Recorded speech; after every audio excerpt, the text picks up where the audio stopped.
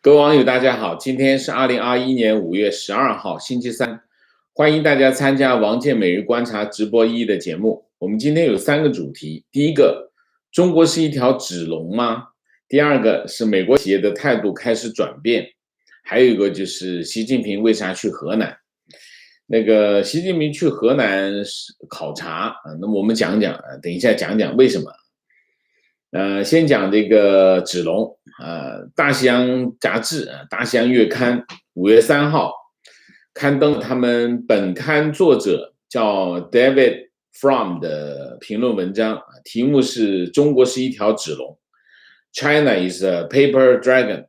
那么这个作者呢，他是小布什总统的演讲撰稿人做总统的演讲撰稿人呢，文笔得很厉害。然后他是邪恶轴心的发明人，就是把什么伊朗啊这几个国家包括俄罗斯一起放在一起，叫邪恶轴心，是他发明的那么大西洋月刊呢是创办1857年有160多年的历史，是美国很有地位的一个刊物它在外交领域是权威。那当然，我们一看纸龙这个名字，我们马上就会想起毛泽东有一句话：帝国主义和一切反动派都是纸老虎。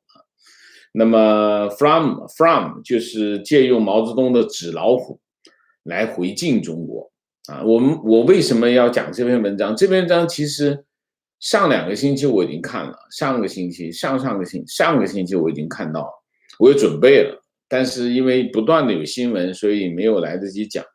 那我今天新闻不是特别多，我们就讲讲这个。为什么要讲？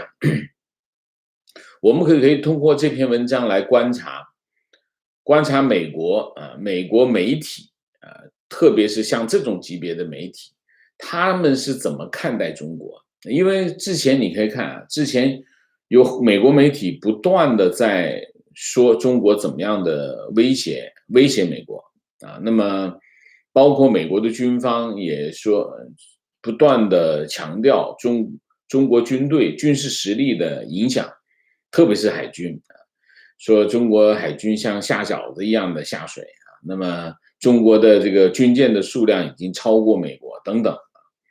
那么我们可以通过这个杂志，通过这篇文章来观察美国怎么看中国，他们对中国的认识已经到了什么程度那么这篇文章我就不整篇文章念，我就把它梳理了一遍他怎么去看待分出不同的层次来。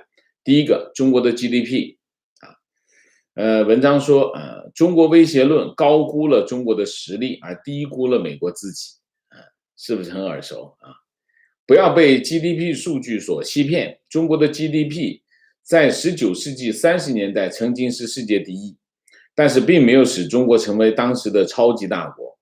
中国也许会在2030年超过美国，成为世界上最大的经济体，但同样不会成为超级大国。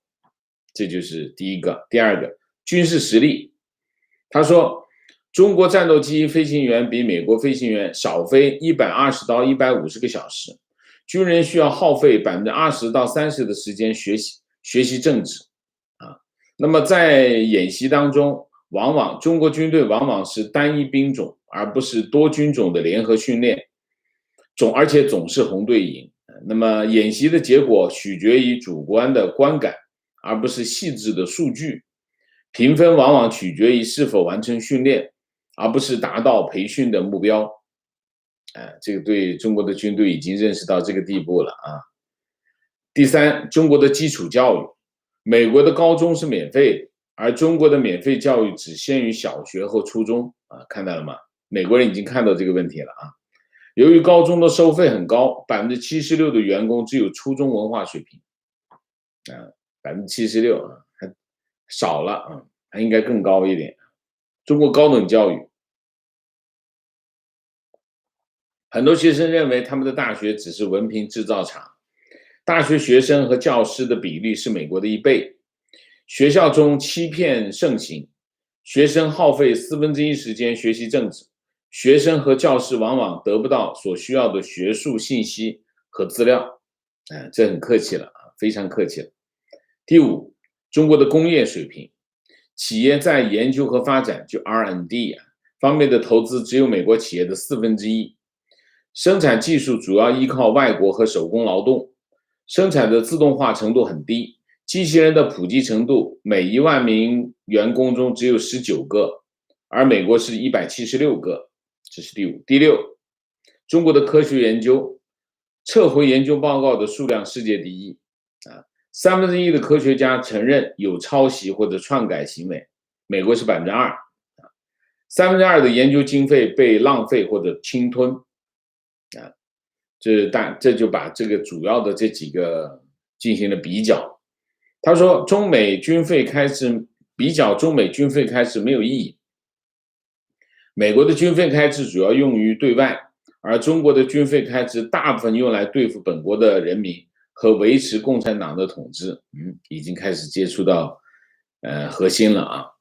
他说，清帝国时期平均每年发生25起叛乱，当时中国军队有80万远远多过英国，却在两次鸦片战争中失败，原因是在于军队都是用于镇压内乱，没有多少军队来对外。他说，鸦片战争不会重演，为什么？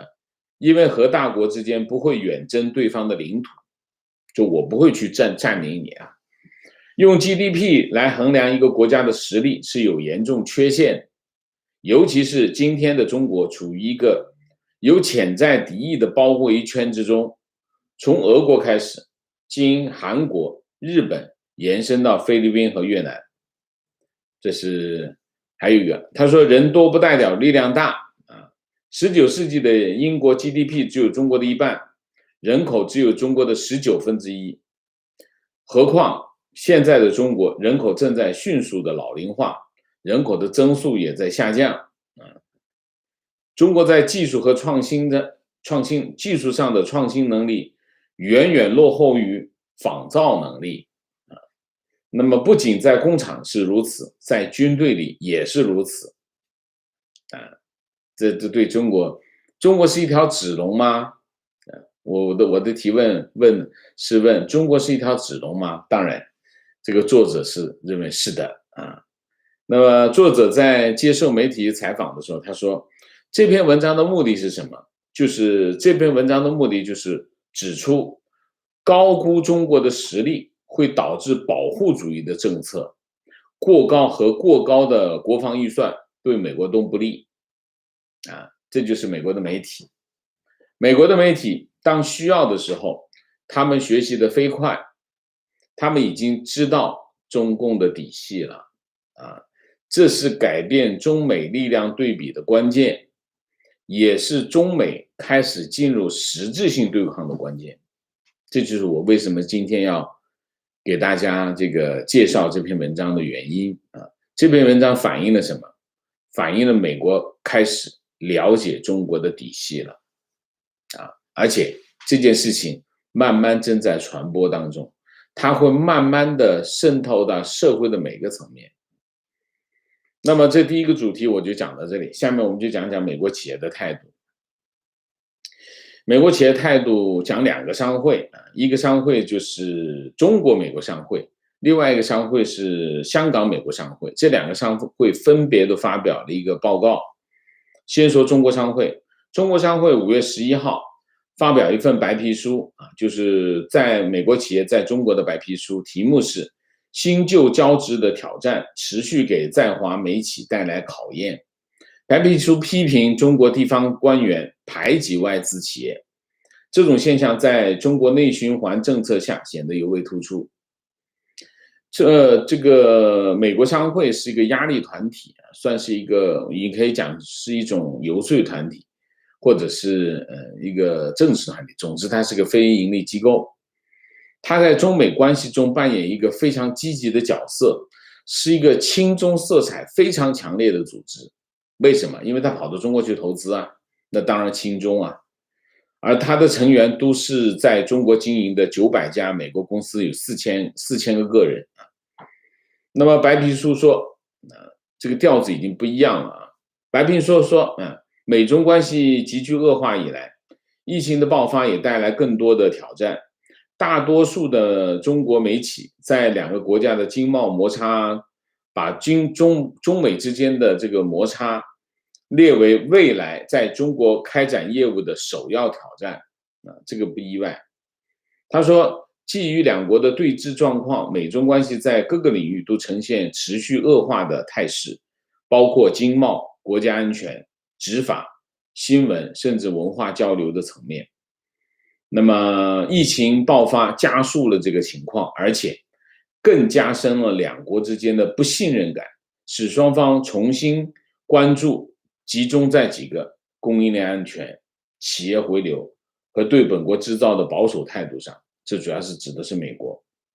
他说，这个白皮书说，在中国许多长期困扰外资企业的营商问题仍然未得到解决，其中包括中国政府扶持国企，然后偏好内资企业，对国内技术和产品提供更大的优惠。另外，这个网络安全和数据本土化的要求，以及网络入侵的问题，都有一系列的问题。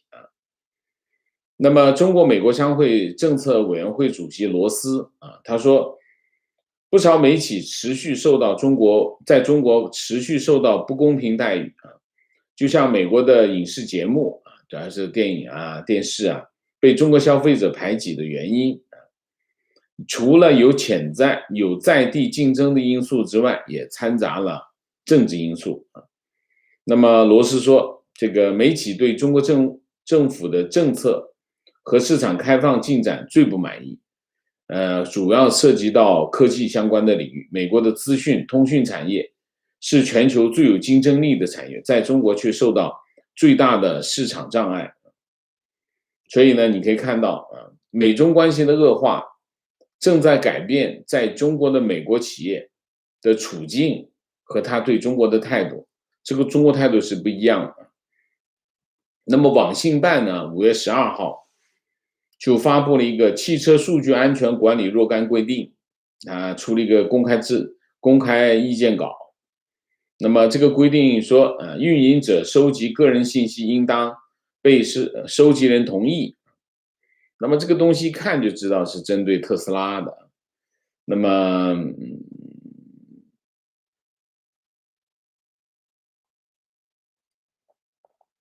特斯拉在上海车展出现了围群事件之后，中国政府持续向特斯拉施加压力，要求特斯拉开放这个用户行车数据那么当然，中国政府要获得这些数据有多方面的目的。第一个目的当然是对客户进行监控，这个客户当然是在中国的客户中国政府对于控制他的老百姓，利用一切手段来控制老百姓这件事情，保持了没有止境的欲望这是第一个目的。第二个目的当然是获取特斯拉数据模式，而且通过获取特斯拉的数据模式来窥探特斯拉的核心技术，什么自动驾驶这就是中国政府的想法那么网信办起草的汽车数据安全管理若干规定，要求行车数据存放在境内如果要向境外提供，要通过网信组织就它了安全评估，反正所有的事情你要通过它就对了。但名义当然是加强个人信息的保护了。中国政府加强个人信息保护，这是最可笑的一件事情那么它有1、2、3、4、5、6、7、8、9、10个反正若干个说法严禁重要数据、车辆位置、生物特征、驾驶人或者乘车人的音频等等反正这做样子的。特斯拉最近在中国的风波不断上个月的上海车展，特斯拉接连遇上了维权事件然后之后中国官媒基本上马上开始在全国搜刮这个特斯拉的事故报道，每天都有一个每天都差不多有1、2单然后官媒炮轰特斯拉基本上这是一件公关灾难，但是背后什么呢？背后官媒在后面发力政府在后面用劲那么当然，我刚才讲了，目的是什么？目的就是给特斯拉施加压力，要它公开，其实不是公开，就是给政府就是给中国政府行车数据。特斯拉也没有示弱，特斯拉就暂停了在上海扩产的计划，说法是美中贸易带来了战略不确定性那么特斯拉原来计划是扩厂，把上海的工厂打造成为全球出口中心因为毕竟中国成本低那特斯拉上海厂产能是50万辆那么目前产能已经达到了45万辆，基本上理论上来说，它现在应该开始进行扩厂的工作，否则呢，它就接不上。接不上的意思是什么呢？就是你现在不扩厂，很快产能就满了。那现在开始扩厂，然后你扩厂的过程，你差不多就是产能达到满足的，也就产能一满，马上新的产能又上来，你可以去持续的上升。基本上理论上应该现在开始动作，但是据说路透社观察说这个特斯拉已经停了就是放弃了竞标上海厂上海特斯拉厂对面的一块地这块地现在还是停车场所以他停止买地他就不扩厂不扩厂他就不可能大规模的提高它在中国的产能。那么也有说法说特斯拉可能用现有的厂房扩充产能。现有厂房能扩充吗？当然能但是规模毕竟有限嘛，对不对？那当然特斯拉也可能是用这种方式向中国施加压力，但是更大的可能性是什么？更大的可能性是我觉得特斯拉现在开始感觉到了这个政治危险，也许它会改变什么？改变它上海厂的定位上海厂它可能就维持什么呢？维持它对中国的供应就好了。它把特斯拉的全球的制造中心不放在中国那可能放在其他的地方，但是其他地方有问题。问题在哪里？问题是产业链配套未必跟得上所以是有困难。那么它在上海有个好处，就是中国的供应链可以保证它本地化。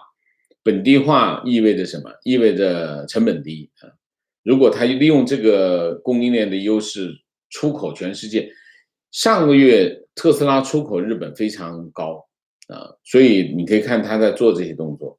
但是另外一方面，如果本地市场慢慢的成长起来的话，可能上海厂它就保持对中国出口就好了。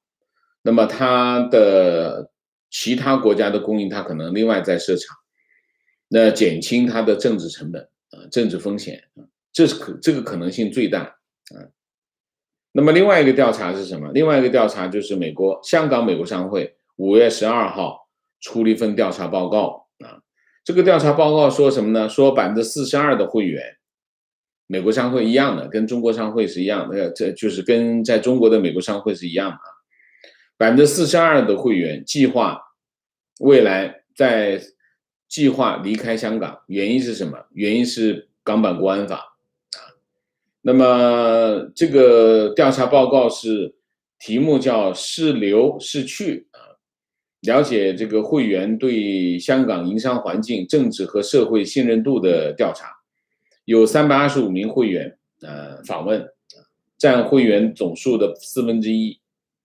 那么有42%的会员计划离开香港，58%的会员表示不会离开。那么离开香港的原因有几个？第一个，62%是港版国安法实施感到不安，49%疫情检疫措施对他的出行不便，42%认为有42%对香港未来感到悲观36%的担心港版国安法实施之后影响子女教育那么计划离开的情况是48%的人计划3到5年内离开，15%的人今年年底就走，10%的人夏天就走，3%的人马上就走。他们去哪里呢？计划去大部分还是留在亚洲啊，他们还是觉得亚洲的情况比较好。一个是新加坡，一个是台北，一个是东京，一个是曼谷，4个地方。那么显然，港版国安法正在改变美国企业对香港的态度啊，他们开始准备退路了啊。好，这第二个。第二个，我们总结一下啊，就美国的企业跟美国的国策是配套的。一方面，美国政府在制定政策的时候，他们一定要考虑美国的企业啊。如果你真的要对那个地方进行动作的话，一方面他们可能得打招呼，另外一方面呢，他会给他预留时间啊。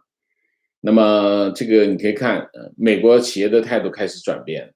去年这个时候的态度是不一样的，所以美国企业的态度的转变，意味着什么？意味着可能双方之间进入实质性的动作了。好，我们来讲讲这个习近平。习近平是5月12号去河南的南阳考察。他去哪里？他为什么要去河南的南阳？他是去这个医圣张仲景的祠啊，那么去那边看一看啊。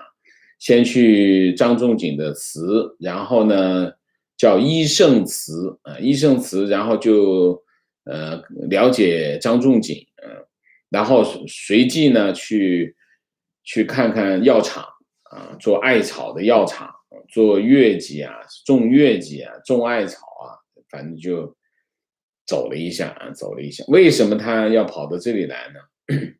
习近平，环球网有个标题叫“有位中医粉”，他叫习近平啊。习近平是中医的铁杆粉。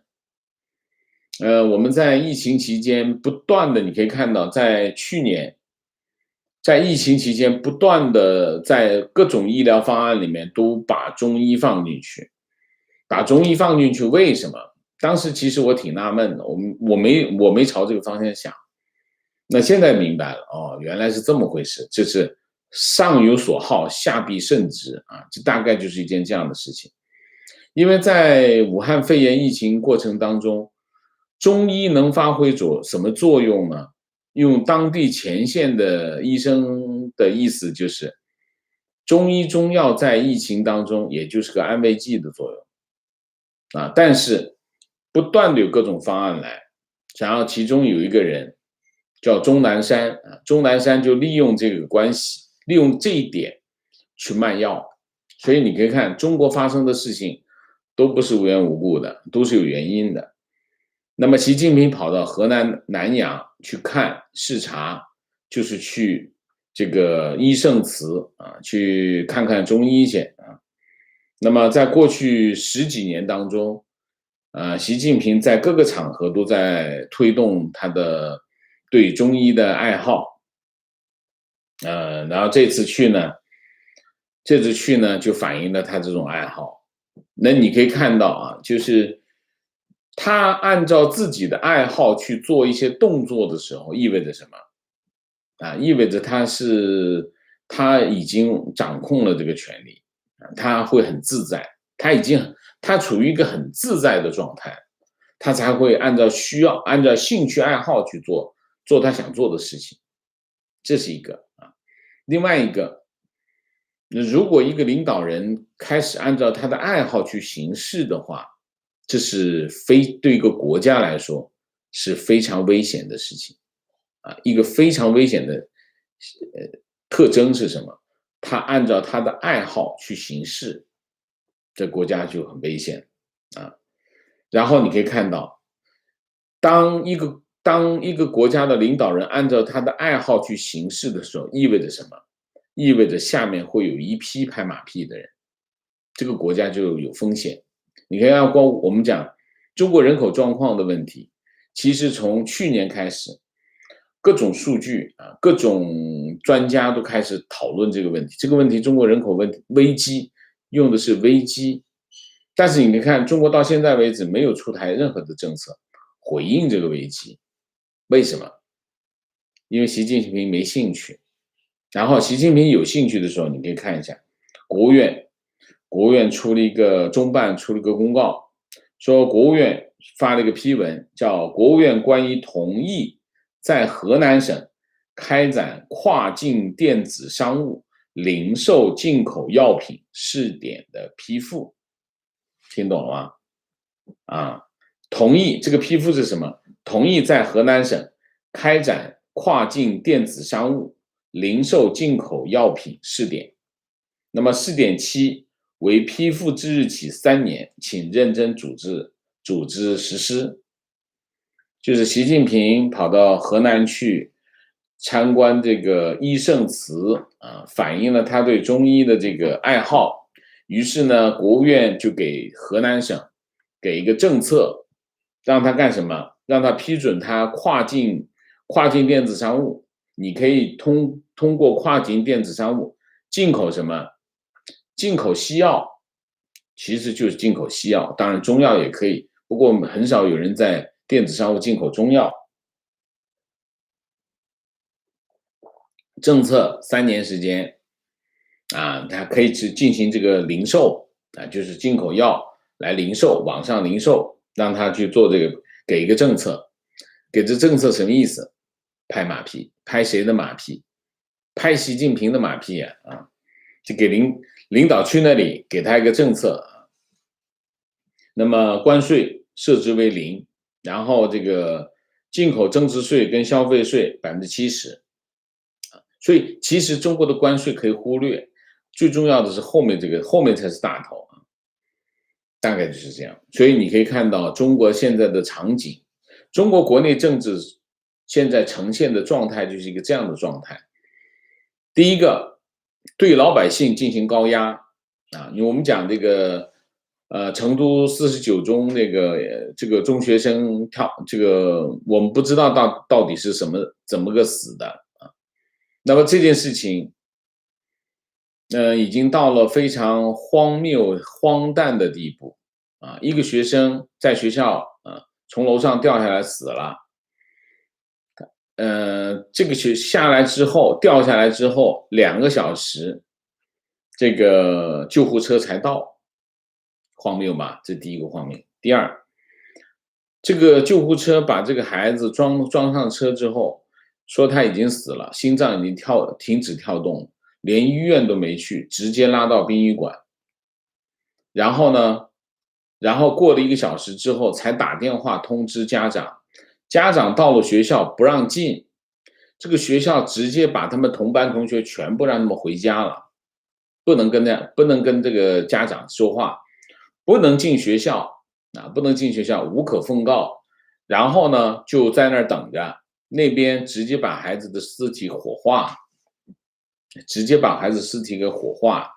完了以后呢，就出了一个联合调查组，第2天出个通告说没有任何问题，不是刑事案，是自杀的，轻生了，什么都。第2天。这个家长才让家长去看这个监控就是自杀这段时间，说他自杀的这段时间，出事的这个时段1个小时没有了，视频没有了，监控录像这段视频空白，这就是中国法。然后这个学生的家长们，这个学校的家长们抗议，你怎么能这样对待一个学生？怎么能这样对待一个家长？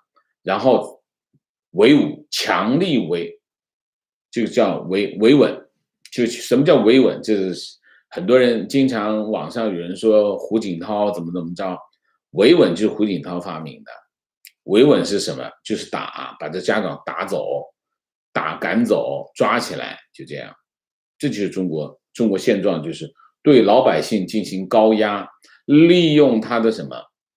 利用他手上的这些什么数字集权等等若干的政治手段对付老百姓，高压。然后最高层权斗权斗到什么地步呢？权斗的这个习近平已经权斗得很舒服了，他按照他的自己爱好来做事，这就是现在中国的状况，好吗？好，那我们今天的主题就讲到这里，我们下面进入互动。进入互动之前，温馨提示，请大家点赞请新来的网友订阅，请大家加入我们的会员，支持我们做更好的节目。好，明谢。那么 Misaka 9527，谢谢 Roger， 谢谢阿绿，谢谢。看了王先生推特下的留言，特地来打赏。OK， 谢谢你阿绿。进入互动之后，请大家不要聊天，4个情况、问题、观点、情绪，好吗 ？OK， 观点谈到美国的军人，我们马上可以想到西点军校，想到绿扁帽等；谈到解放军，想到的是什么？想到64啊，中国的军人从来没有一个让人惊艳的养成教育，单靠数量较多的军备，不是子龙是什么？想到64啊，还能想到什么？观点曾经给家人看美国5大军种最高指挥官参加阵亡将士纪念日的视频，母亲脱口而出一句：“真精神啊！”评价参谋长联席会议主席米利将军，看外表威风凛凛，讲起话来文质彬彬。想到王老师说过一句话：“你看中央军委那些人的样子，那能打吗？能打吗？”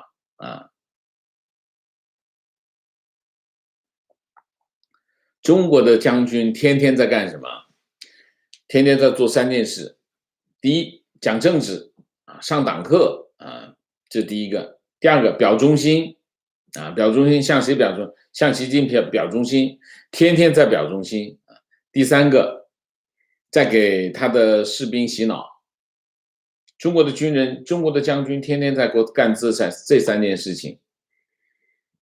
美国的将军在干什么？当美国大选出现了分歧的时候，美国的将军写遍联名的信，美国的将军、美国的军人、美国的军队忠诚于美国宪法，这就是美国的军队的性质。中国的军队，人民军队忠于党党为军，所以这军队的性质完全不一样，所以军人的面貌、精神面貌也完全不同。一个是服务于政党，一个是服务于宪法，你说哪个更能反映当代人类文明的正常的水平？观点企业家是未来推动中国民主进程的重要力量，因为他们现在与共产党有直接矛盾。企业家迫切需要政治地位来保护人身和财产安全，共产党也会认为他们威胁到执政安全，未来肯定会出现他们之间的激烈斗争，希望这成为中国民主的导火索。你看一下马云，你就知道。你看一下马云的处境，你就知道。他们有矛盾，打不起来，但是打不起来，就是力量对比太悬殊。我都说，中国的一个处长就能把中国的首富给收拾了，这就是力量对比。那厅长怎么办？到了再往上走，这力量对比实在是悬殊啊。观点习身边没有敢说真话的人了，所以他真的认为时与势在他那边，这是专制统治衰落的规律。特斯拉不会把太多的宝压在上海，德国的厂也在快速建设中。观点打压特斯拉的重要原因是对着星链系统去的，特斯拉对 CCP 的终极威胁应该是星链。观点现在对于外企而言，他们在中国市场所承担的风险和所获得的收益越来越不成比例，现在动辄就上升到所谓的爱国主义层面，以后留在中国的外企会越来越少。观点马斯克应该关闭工厂，更重要的是把他的公关经理进行切割，特别是停止使用他的官方宣传经理。这个公关经理是帮助特斯拉的吗？就是一个坑嘛。情况从包子上台，中国医学界就开始疯狂的推行中医了，只是不接触医学界的人都注意不到。各种医院都在用艾灸给小孩子治感冒，给老人治关节炎，给妇女做妇科调理，一个艾灸就万能了。所以你看啊，你看习近平的脸色哈，其实习近平脸色真的一直就不好，他本身皮肤就很黑，然后你可以看脸色发暗，所以这就是喜欢就是好中医的，就是这个情况。观点居然还相信中医，我很多朋友都是年轻人，哪怕是小粉红也不相信中医了啊，那不一定，有些人还是会相信中医的。中医是这样，我们有个专门的题目讲中医，中医是一种方法啊，那么藏医也是一种方法，每个民族都有自己的治疗的方法啊，医病啊，各个民族都有，因为你要生存到现在，你一定会面对一个病痛的问题，所以一定会有治疗的方法啊，每个民族都有，中国就是中医啊。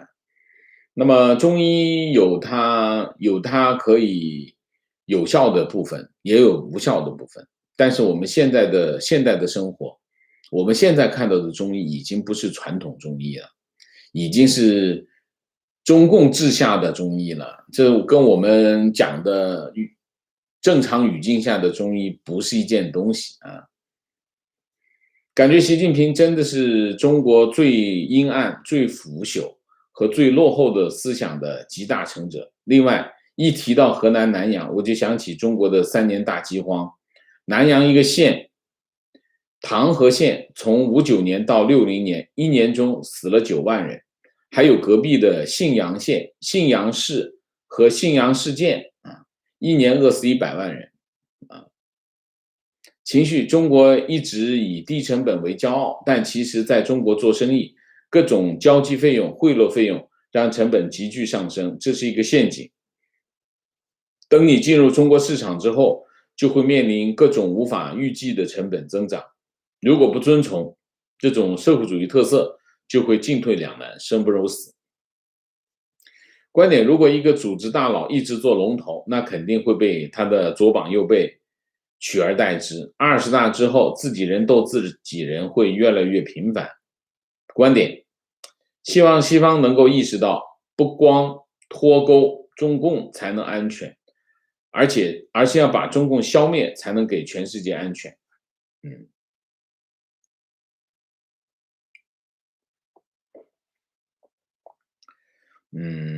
观点，中国的实力，硬实力固然弱，但是中国对世界的危害不容小觑。这位小布什的演讲撰稿人显然对战争的认知停留在热战范围内，对超限战认知不足，属于知识退化的老人了，显然不适合当下情况下主导美国应有的国策。现在就轻视中国给世界带来的极权威胁，不利于消灭邪恶中共这个终极目标。鉴于布什家族和中共的利益往来，这种迷魂汤式的文章更有可能是熊猫派抛出来舆论导向。我完全反对这个观点。第一个，我认为这篇文章实事求是，讲得非常的正确。美国人需要什么？美国需要什么？美国的政府需要什么？他们需要最重要的一样东西，就是真相。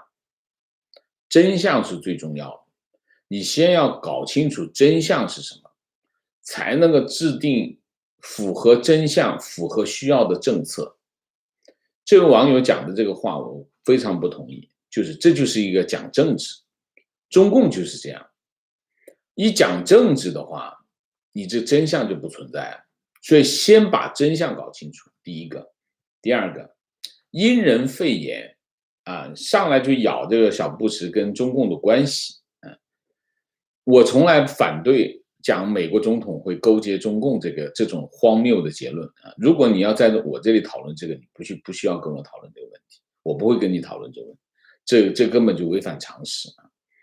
所以在这个问题上，用给对方扣屎盆子的方式来否定对方的言论，这是非常 low 的一个行为。不管谁说的言论，不管谁说，你就评论这话对不对就行，你管他是谁说的。所以呢，我认为这个网友的观点是错误的，完全错误。美国人最需要，美国社会最需要，美国政府最需要的是什么？真实的中国到底是怎样？判断，把事情判断对，才能做出正确的政策。我反对这个观点。情况，澳洲企业也在退出中国，SEEK 等。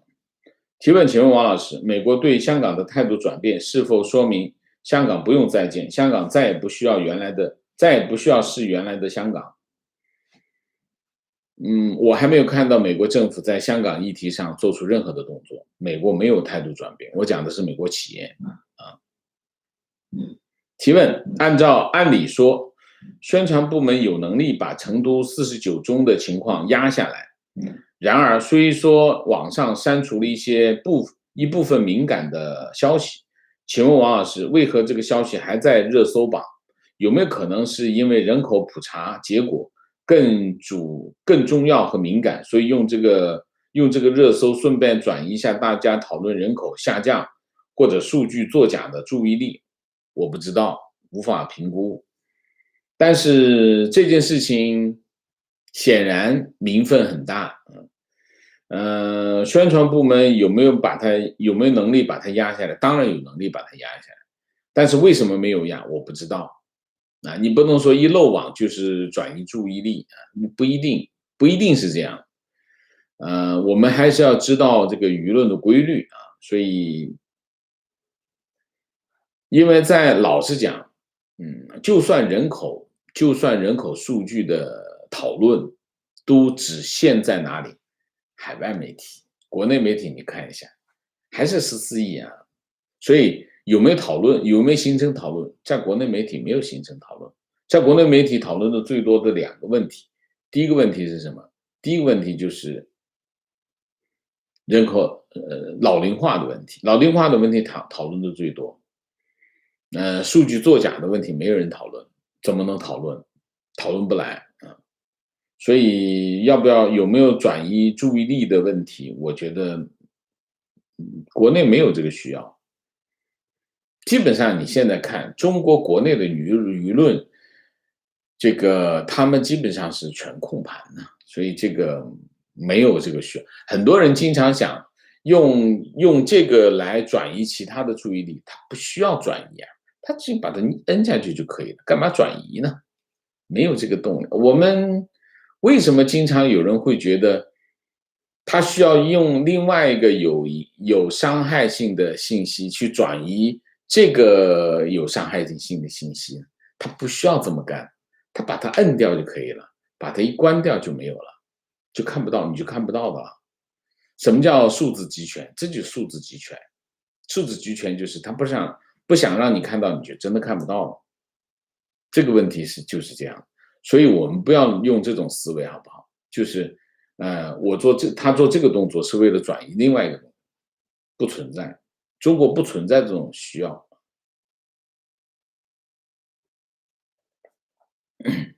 情况，山东省周2下发通知，除工作护照以外，严格审查，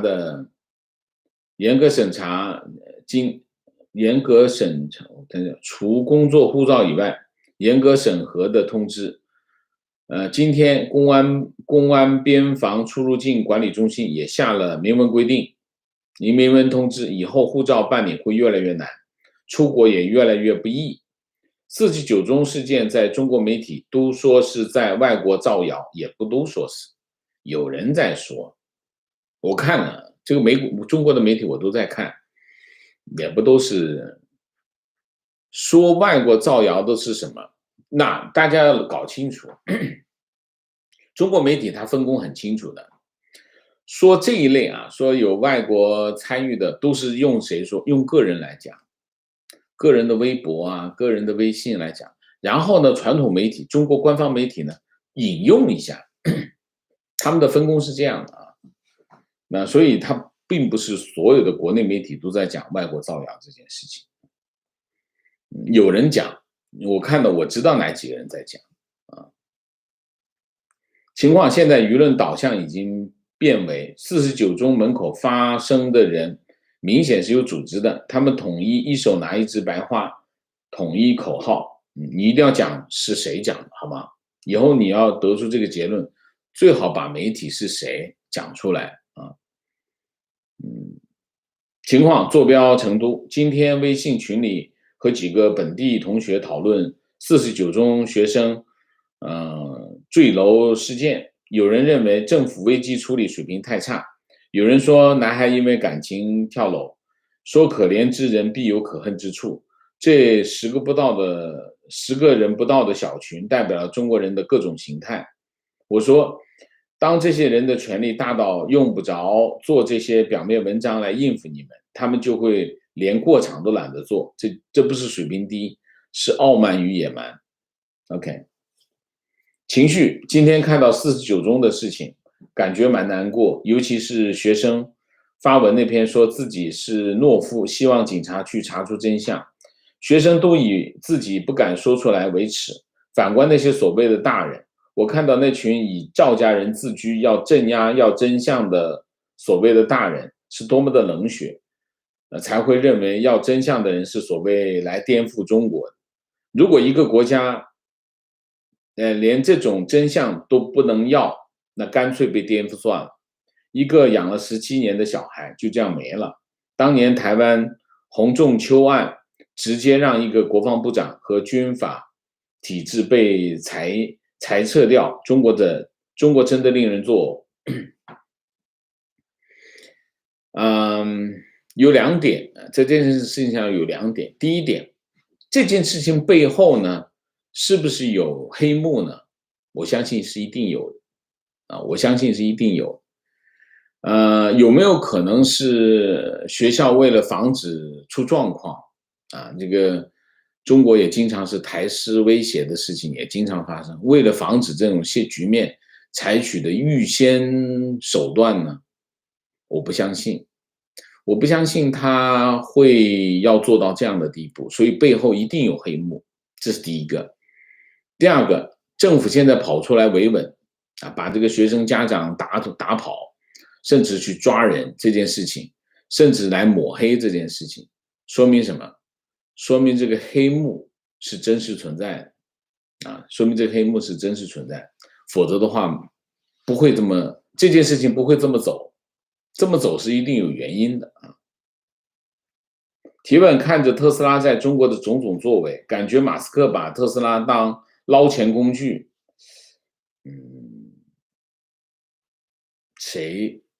哪个企业不是把哪个企业的老板不是把他的企业当捞钱工具呢？当然，你捞钱是用贬义了，但是他就是要获利的呀。你说的是什么？你的问题是什么？用特斯拉来养 SpaceX，那你就太不了解企业了。那是从他的老板可以这么做，但是个企业是跟这个没有关系，明白吗？所以你还是不了解这个企业，不存在特斯拉不会给 SpaceX 钱，SpaceX 要融资，他得自己到市场上去融资。如果马斯克把特斯拉跟 SpaceX 捆在一起的话，他肯定做不到今天这样的水平理解吗？他只能做一个作坊开个包子铺差不多。提问：每10年期公债直息利率攀升，振兴款占30%收入。纽约联准银行4月调查，预期1年后美国通膨预期升至 3.5%。请问王先生，对于全球即将面临的振兴后高通膨有什么看法？我不觉得，现在的这个美国10年期国债的利率，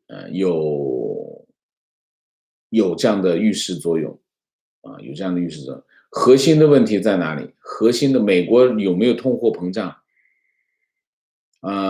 美国10年期国债的利率，它能够反映市场的看法，但它不一定真实能够反映市场有这个看法，但不一定是真的这是第一个。所以你不能说这个一涨了，利率一涨了，那这边通胀就来了，这是没有因果关系，它只是代表市场的看法。这第一个。第二个，美国的利率直接引导美国利率上升的是什么？直接引导美国利率上升就是一个数字，就是美国的就业工资。工资是不是上涨？工资一上涨，通胀就会涨，这个很关键。那么现在美国工资有没有上涨的压力？有的。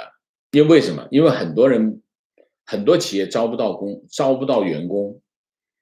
为什么很多企业招不到员工？原因是现在很多学校还没有开放，学校没有开放，很多家长呢就没办法离开家，因为他得带孩子呀，都在家里上网课。那么企业比学校开放的早，导致的是什么呢？很多家长呢，他就只能在家待着。不过他为什么还在家待着？因为政府给他发支票，他能够在家待着。所以现在很多美国人不愿意去就业市场，孩子在家，他在家得带孩子，所以现在导致的后果是很多美国人就是不上班，拿支票就好了。那么美国的企业就找不到员工，他就有压力。什么压力？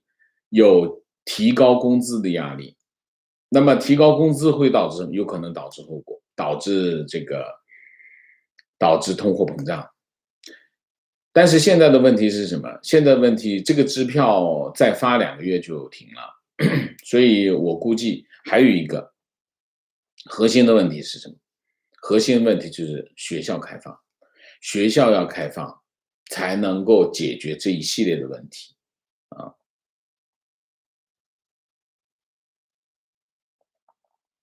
观点：拜登其他的外交政策不评价，但是对盟友的态度真是给了很多支持。澳洲去年提出调查中国疫情之后就熄火了，因为美国没有跟进。澳洲很多媒体都讨论美国坑了澳洲。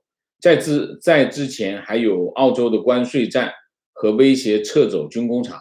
澳洲这次之所以停了一带一路的协议，也是拜登的支持，让澳洲有了底气。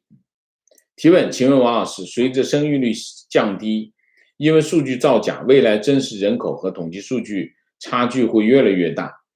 几年、几十年之后，统计数据完全背离常识的认知，可能相差几亿。到时候中共如何收场？我真的不知道他会怎么收场，但是他也会不断的修正嘛，也不可能你是说就这样子是吧？你觉得他会傻吗？他也不是完全，他现在这么干也不是傻，是听领导的，但是你也不能把领导的事给办砸了呀。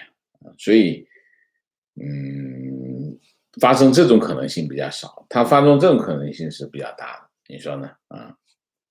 情况：坐标甘肃天水，今天下午我在五县妹妹家的小区围墙被强拆，为了给隔壁医院开个后门，事先没有任何通知，也没有跟业主做过协商。可让人气愤的是，门口安置了多辆警车和大量警察。提问：国内父母认为在中国征房产税比例和标准很难制定，所以没办法实施。听完王老师上2期节目之后，我觉得中国人口下降是大趋势，所以房价也难以支撑。中国普通民众的大部分身家其实都在房产，如果房价全面下跌，会激起很大社会反弹。所以也许中国真的不会全面开征房产税，不知道王先生怎么看？第一，我没有讲中国全面开展房产税。我们现在我们很多网友有一个做法，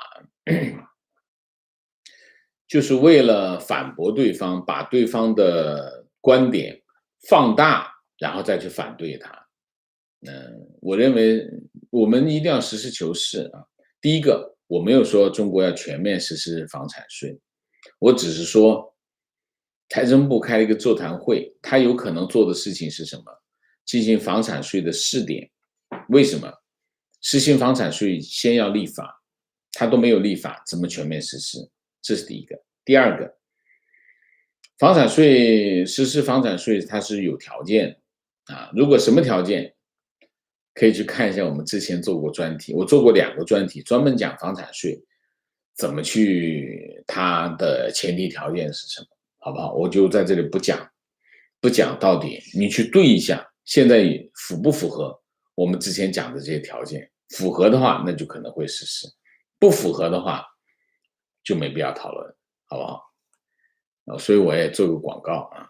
情况：最近国内的公司被税务找麻烦，理由是一家下游公司没有缴税跑路了。我们5、6年前有过合作，当时发票在税务局验证过，现在要求我们补进项税并缴纳滞纳金，这算什么鬼？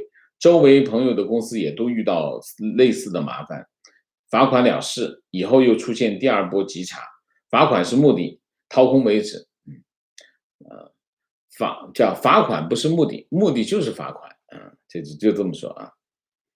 情况2年前，国内的一个朋友在河北的一个县城成立一个安保公司，他告诉我，公安局的一个领导让他成立，1年这个县城给维稳费是2500万人民币，这个县城的人口才52万，财政收入不足3亿啊，那维稳费就2500万。情绪，现在中国所有的事件都派一个调查组公布一个所谓的真相，这个调查组大于司法系统，大于社会舆论，国民似乎也接受这个荒谬的东西。中国还停留在几百年前探望青天大老爷的状态，政治野蛮，人心荒芜。这个结论很对，政治野蛮，人心荒芜啊。观点：中共在人口问题上肆意造假，愚弄国际和国人。请王老师利用自己这个很有影响力的节目，多多揭露真相，提醒世界关注和重视。好，谢谢你啊，谢谢你的期待。关于中国的人口真相的问题，我们大概至少做过将近10个专题来讲这个问题啊。我相信我应该是最关注这个议题的这个 YouTuber 了啊。为什么？人口问题是一个国家的基本条件。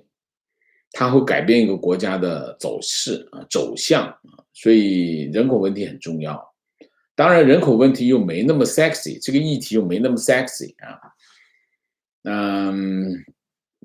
这就是我们这个节目面临的一个困难。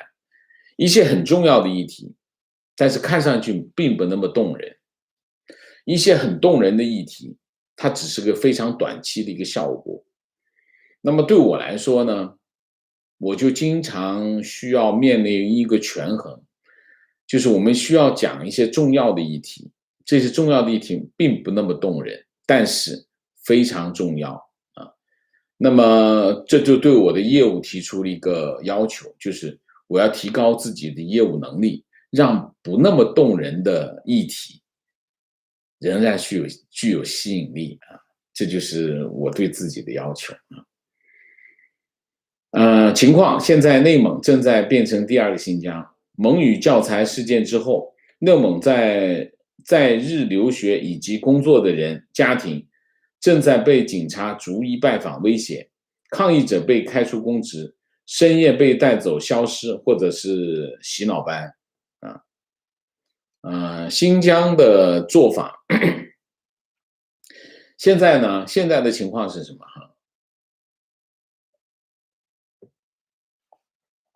中共正在把在新疆做的事情推广到中国其他的地方去，所以这件事情很多特别是汉族啊，会觉得这件事情跟你没有关系，新疆的事情跟你没有关系，他只是对付新疆人而已，对付这个维吾尔人而已。当然你要记住，如果所有人都不发声的话，意味着什么？这件事情他认为是有效的，他就会跑到你这里来实施。总有一天你也会你也会变成其中一个分子。所以在这个问题上，海外的媒体当中有2类非常可恨的情况。第一个可恨的情况就是五毛在洗地。五毛洗地的方法是什么？就搅浑水，把中共对维吾尔人的镇压变成什么？变成少数民族跟汉人的矛盾，这就是五毛的一个基本的套路。当然，这里面还有一群，还有一些比较糊涂的学者，他们当然出于一种良善的意愿，讲啊，这个汉人也要自己检讨自己，这个没有错啊，这个说法是没有错，但你得看在哪儿说。所有人都在讨论中共对维吾尔穆斯林的镇压的时候，你在这儿说汉人也在检讨自己，话是没有错，但是比较愚蠢。所以在这个问题上，你这个横炮打的谁？打的谁身上？打的中国人身上啊，帮了这个中共政权，这是非常愚蠢的行为。我在这里特别提出来，广大网友，你见到这种言论呢，你就帮我提醒提醒他，好吗？如果你觉得他是五毛，你就揭露他，好吗？所以这个需要提醒一下啊。观点成绩在体制内学校任职2年，一次教师全体周例会，校长说哪个老师引起了任何问题，你们自己负责。行政领导班子不再出面，此言一出，台下一片哗然。而且当时各科老师为了职称晋升，对同僚各种造谣告状，对教学工作半斤八两，对教育荼毒成如此地步，前无古人，令人发指。中共最厉害的是什么？中共最厉害的就是整人啊，整人是最厉害的。他们天天想，他为什么做正事会千疮百孔？因为他不会干别的，他就是整人啊。观点那些有资格立法实施房产税的人，自己应该是有好几栋房子，你指望他们立法征自己的税？我相信你也有几套房子，所以你特别反感提这个议题。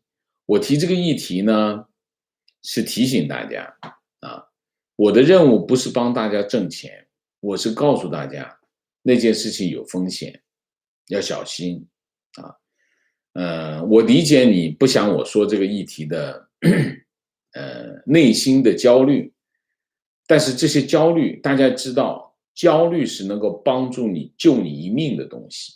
人类会产生内心焦虑这个机制，就是一种安全机制啊，所以焦虑可以救你一命的啊，小心一点啊。情况：台湾新冠疫情感染人数12日攀升，各地市县公告疫情政策步调不一，地方与中央连普筛或快筛都在争论当中，令人意外啊！提问：王婶，对不起，刚才问了一个愚蠢问题，但是我总会觉得马斯克这样的天才对于科技发展会有一种理想，像是星链计划这种改变地球科技的大事。所以当我看到特斯拉出现很多问题，会觉得马斯克似乎没有把它放在心里。所以对王婶来说，马斯克是一个资本家，还是一个类似霍金的存在。很多人把马斯克神化，马斯克是个商人啊，当然他是一个有伟大理想的商人啊，很多人把他当做一个你是叫什么存在？类似霍金的存在，很多人也把霍金变成一个神的存在。这个世界上没有神，每个人都有自己的位置，每个人有自己的角色，马斯克也不例外啊。所以我不知道为什么你对一个人也不要过高的期望，包括马斯克。马斯克他有他的盲点，他有他努力的方向。你比如说马斯克，我就对马斯克在这个叫什么加密货币上面的行为，我是不满意啊。为什么？加密货币老实讲，现在就是个赌场啊。马斯克在这件事情上，就是各种表演，会坑害很多投资者，特别是那些没有做过加密货币投资的人。我认为马斯克在这件事上做的是非常非常不对的啊。所以，马斯克当然他做了一些很厉害的企业，但是也不必把它神化，他就是为了挣钱，没别的。他是个商人他的发明也是为了挣钱，他的宏大的计划也是为了挣钱。你说他去火星是为了造福人类，造福人类也顺便挣钱吧，是不是？所以在这个问题上，马斯克就是个商人，这是他的本质，其他的都是为这个本质服务的。情况，美国军人不管什么级别，每年都要测试，如果体重超标或者是测试不达标，就要退伍，非常正确啊。你看看中国军人那个肚子，还测试体能测试啊。观点：中共在建立大汉族主义高人一等的优越感，很多被严重为影响。嗨，什么优越感，都是奴才。你维稳一个试试，你看看一个保安就能把你打趴下，还什么优越感？所以在这个问题上，我觉得这种优越感是什么？在我来看，所谓汉族人的优越感就是垃圾。你想想看，什么叫打服啊？什么叫踩在地上？中共对这个汉人的种族灭绝还少吗？从1949年到现在，你忘记文革了，忘记64了，你哪来的优越感？你看一下这个49中门口那些家长，你的优越感哪里来？所以这个很无聊，我觉得啊，汉族人所谓汉族人的优越感，垃圾，我认为那就是垃圾啊。观点：新疆、西藏、香港中国很多人从不把自己当自己人看，把他们当自己人看，觉得政府怎么做就听。今天如果真的当自己家人，绝对不会有这样的反应。情况提出一下纠正，台湾没有炒普筛的问题。刚刚那位提出的人应该是看红梅。台湾在争论的是要不要打疫苗，之前大部分人都不想打，现在因为疫情增温，所以会促成打疫苗的意愿。OK， 情绪 YouTube 中文组直播主有很多，有能力与听众直接互动的凤毛麟角。王先生的水平和涵养值得鲜花和掌声，谢谢啊！愿王老师的频道越来越好，真正的华文之声，谢谢。有2点我想表个态。第一个，我也有很多缺点啊，比如说念错别字啊，比如说有的时候讲话比较慢，有的时候还会有一点情绪啊，等等啊，有的时候还会过敏啊，误伤一些网友。因为大家知道我们这个频道不断的受到五毛的攻击啊，我的过敏是有一点理由的啊，就是说，我不想被五毛利用，同时我也要很强力的反击，所以我会有点过敏，所以有的时候会误中副车，所以请网友原谅。那么另外呢，就是我会念错别字啊。因为中国的字是有点多，我真的有的时候真的没有时间做太多的准备，所以在这个问题上，我会尽量的改善自己啊，甚至我们之前老迟到，这是一方面。另外一方面，我尽量的做好我每个题目，我会把主要的精力放在内容上面，我也不会做太多花俏的东西，因为实在是要做一个好的内容，需要更多的时间。所以在这个问题上，请大家相信我，有2点：第一，我的态度是端正的啊；第二，我是真的还是蛮努力的。我需要大家的支持，我需要大家的掌声，我需要大家有空去留言区去把五毛骂走啊，那我就不用老去那里删了，因为大家去骂他，我就不删；但是大家不去骂，我就要去删，所以我还需要花一点时间去评论区去删五毛的帖子，所以我一方面我会努力，另外一方面我也希望大家更多的支持我啊，谢谢，好吗？我就表这2个态。好，今天的节目就到这里，鸣谢一下。Helen 谢谢，魏唐谢谢， Jessie 蔡谢谢，郝林谢谢，谢生谢谢。还有一个观点，帝王术就是利用群众斗群众，目的是让群众联合不起来。五毛就是利用汉族和维吾尔族的矛盾打横炮，就是典型的帝王术，非常正确，大家记住这一点就行。在新疆、维吾尔等其他少数议题上，就记住矛盾只有一个，其他矛盾我们不讨论，只有一个，就是中共跟少数民族的矛盾，就对了，好吧？那我们今天的主题就到这里，感谢大家的参与，我们下个节目再见。再见之前，请大家点赞，请新来的网友订阅，请大家加入我们的会员，支持我们做更好的节目，做更好的自己。谢谢大家，谢谢。